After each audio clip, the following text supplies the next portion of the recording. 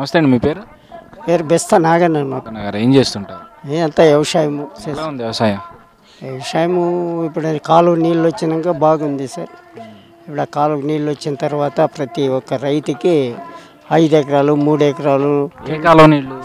ఇంద్రాణి కాలువ నీళ్ళు వచ్చిన తర్వాత ప్రతి రైతుకి దగ్గర కాలువకి ఒక అర్ధ కిలోమీటర్లు ఉండే వాళ్ళంతా పైప్ లైన్ వేసుకొని ఇప్పటి వరకు నీళ్ళు వస్తున్నాయి. చాలా సంతోషంగా ఉంది. చంద్రబాబు నాయుడు ఇన్ని నెలలు నీళ్ళు ఇస్తాడని మేము ఊహించలేదు. ఇప్పటి వరకు కూడా నీళ్ళు వస్తున్నాయి. జనవరిలోనే బంద్ అయితే అనుకున్నాము. మార్చి ఎండింగ్ వచ్చినా కూడా నీళ్ళు వస్తున్నాయి. అంత రైతులు కూడా పొలం అంతా ఒడుపుకున్నాము. చాలా మంచి పంట వచ్చింది. చాలా హ్యాపీగా చంద్రబాబు నాయుడే రావాలి మళ్ళీ అని చెప్పి చాలా హ్యాపీగా ఉన్నారు సార్ జనాలు. వస్తారంటారా మరి చంద్రబాబు నాయుడు గారు? చంద్రబాబు నాయుడు ఖచ్చితంగా మళ్ళీ రావాల్సిందే సార్. రాకపోతే ఇప్పుడు రాజధాని పోలవరము ఇవన్నీ కావాలంటే ఇది ఒక్కసారి చంద్రబాబు నాయుడు రావాలని కోరుకుంటున్నాం. ప్రతి ఒక్కరూ అదే కోరుకుంటున్నాం సార్. అంటే మరి మనం చూసుకుంటే చంద్రబాబు నాయుడు గారి విషయానికి వచ్చేసరికి అటు కేసీఆర్ గారు కానీ, జగన్మోహన్ రెడ్డి గారు కానీ, నరేంద్ర మోదీ గారు వీళ్ళు ముగ్గురు కలిసి చంద్రబాబు నాయుడు గారిని ఏదైనా ఈసారి అధికారంలోకి రానివ్వకూడదని కలిసి పనిచేస్తున్నారని చెప్పని అంటున్నారు. మరి వీళ్ళ ముగ్గురు కలవడం వల్ల చంద్రబాబు నాయుడు గారికి ఎలాంటి నష్టం లేదంటారా? వాళ్ళు ముగ్గురు కలిసేది ఎందుకు గెలుస్తున్నారంటే మన ఆంధ్ర రాష్ట్రానికి దెబ్బ కొట్టాలని చూస్తున్నారు సార్ వాళ్ళు. అది చంద్రబాబు నాయుడు ఒక్కడు ఆంధ్ర రాష్ట్రంలో లేకపోతే ఈ జగన్ ఇట్లా వాళ్ళని ఆయన చేత కింద ఆడించుకొని వాళ్ళు మనకి నదులు అనుసంధానం ఎక్కువ ఉన్నాయి. ఇట్లా డమ్మి సీఎంలు పెట్టుకొని వాళ్ళు మన రాష్ట్రంలో కూడా అడుగుపెట్టాలని చూస్తారు. ప్రజలు అంతా తక్కువగా లేరు సార్. ప్రజలు అయితే ఖచ్చితంగా చంద్రబాబు నాయుడు ఉంటేనే ఇది బాగా అభివృద్ధి చెందుతుంది అని చెప్పి ఆలోచన చేస్తున్నారు సార్. మరి మొన్న చూసుకుంటే జగన్మోహన్ రెడ్డి గారు ప్రత్యక్షంగా బహిరంగంగా చెప్పడం జరిగింది కేసీఆర్తో కలిస్తే తప్పేంటి అని. ఈ తతంగం అంతా చూస్తుంటే మీకు ఏమనిపిస్తుంది? కేసీఆర్ సపోర్ట్ వల్ల ఈయన రాజకీయంలోకి రావాలని చూస్తున్నాడు. ఇప్పుడు తప్పేమంటే ఇప్పుడు కేసీఆర్ మోడీ మన ఆంధ్ర రాష్ట్రాన్ని డమ్మీ క్యాండిడేట్ని పెట్టుకొని గెలిపించుకుంటే మనము చంద్రబాబు నాయుడుతో అయితే ఎవరు ఆయన దగ్గర తాకు ఊపిలేం మనం అని చెప్పేసి వాళ్ళు ఆలోచన చేసి ఆ విధంగా మాట్లాడుతున్నారు సార్.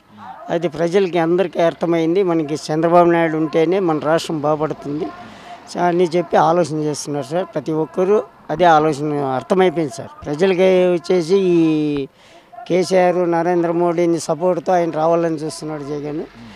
అది ఎందుకంటే అట్లా వీక్ సీఎంలు పెట్టుకుంటే వాళ్ళు మనం ఏమైనా చేయొచ్చు. ఇంక చంద్రబాబు నాయుడు ఒకటే ఇప్పుడు మన 29 రాష్ట్రాల్లో నాయకుడు అంటే చంద్రబాబు నాయుడే ఉండేది.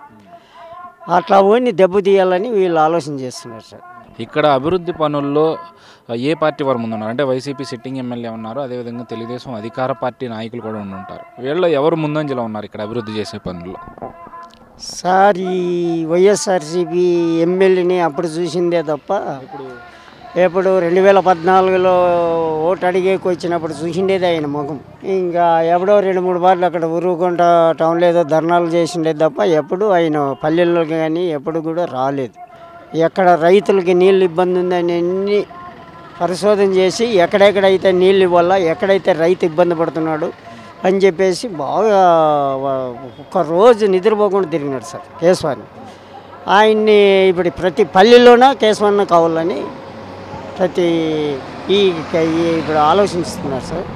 కేశవన్నే రావాలని చెప్పి కోరుతున్నారు సార్. ఇప్పుడు చూసుకుంటే పయ్యావుల కేశవ్ గారు రాష్ట్రంలో కాకుండా ఇటు తెలుగుదేశం పార్టీలో కూడా సీనియర్ మోస్ట్ నాయకులు. అయితే ప్రజలందరికీ ఎంతవరకు ఆయన అందుబాటులో ఉండగలుగుతున్నారు? అందరి దగ్గర బాగా ఉన్నాడు సార్. ఇప్పుడు పయ్యావులు సీనపన్నాన్ని ఉన్నాడు, కేశవన్ ఉన్నాడు.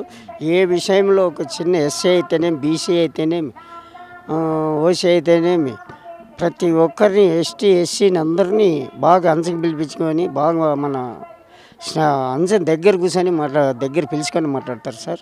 దాంట్లో ఎవరు పెద్ద చిన్న అనేది ఏం లేదు సార్. బాగా అందుబాటులో ఎస్సీ పిల్లోడు కానీ, బీసీ కానీ, ఓసీ కానీ ఎవరిని దూరం పెట్టి అంచని కుర్చీలో కూర్చోబెట్టుకొని బాగా మాట్లాడతారు. అప్పుడు మనిషిని చూస్తేనే ఏం మీ సమస్య అని అడుగుతారు. ఇద్దరు కష్టపడుతున్నారు సార్. ప్రతి ఒక్కరూ ఏదైనా సమస్య వస్తే వాళ్ళ దగ్గర పోవాలని వాటికి పోతే మా పని అయిపోతుందనే ఫీలింగ్ సార్ జనాలందరితో. ప్రతి ఒక్కరూ వాటికి పోయి అంత వాళ్ళ సమస్య చెప్పుకుంటే అంత 15 నిమిషాల్లోనే పరిష్కారం అయిపోతుంది సార్.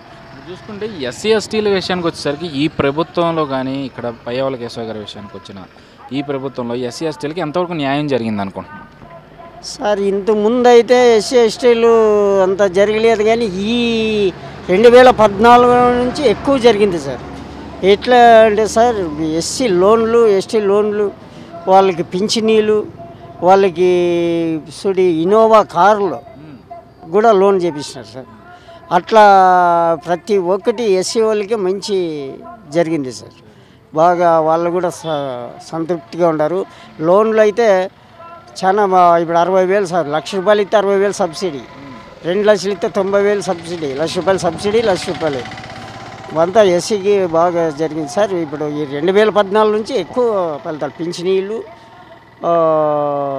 లోన్స్, మళ్ళీ ఏదన్నా ఇప్పుడు చంద్రన్న బీమా పథకం కానీ ప్రతి ఒక్కరికి ఇప్పుడు ఇంకా పసుపు కుంకుమ అంటే ఇంక ఇప్పుడు ఇంకా బాగా ఇదైంది సార్. ఇంకా ఇప్పుడు బాగా మహిళలంతా బాగా ఖుషిగా ఉన్నారు. రైతులు కూడా ఏమంటే సార్, ఇప్పుడు ఇంకో 2 విడతలు పడేది ఉంది, అదిగిన పడితే ఇంకా చంద్రబాబు నాయుడిని చాలా భారీగా చూసుకుంటారు సార్. రుణమాఫీ కావాలి సార్. ఇప్పుడు వీళ్ళదే ఇబ్బంది ఉంది సార్, ఎవరిది, డాక్రా మహిళలది. వాళ్ళు సంతోషంగా ఉన్నారు. ఇప్పుడు వచ్చేసి ఇప్పుడు రైతులు కోటి రుణమాఫీ పడిందంటే పడుతుంది అంటున్నారు. పడిందంటే మాకు ఇంక అంతకంటే సంతోషం ఏం లేదు సార్. మళ్ళీ చంద్రబాబు నాయుడే సీఎం అవుతారు సార్. మరి ఇక్కడ పయ్యావుల కేశవ్ గారు ఎంతవరకు గెలుస్తారండి? పయ్యావుల కేశవ్ గారు ఈసారి 18,000 పైన మెజారిటీ వస్తారు సార్. ఖచ్చితంగా వస్తారు సార్. ఇంక దాంట్లో డోకానే లేదు సార్. అది మాత్రం గ్యారెంటీ సార్. ఎందుకంటే మేము పల్లెల్లో చూస్తాం, మా ఇంట్లో పక్కన మాకే ఆడవాళ్ళు వీళ్ళు కేశవన్నకి వేయాలి అంటున్నారు సార్. 18,000తో నుంచి నా ఊహ పైన ఉంటుంది, తక్కువ ఉండదు సార్.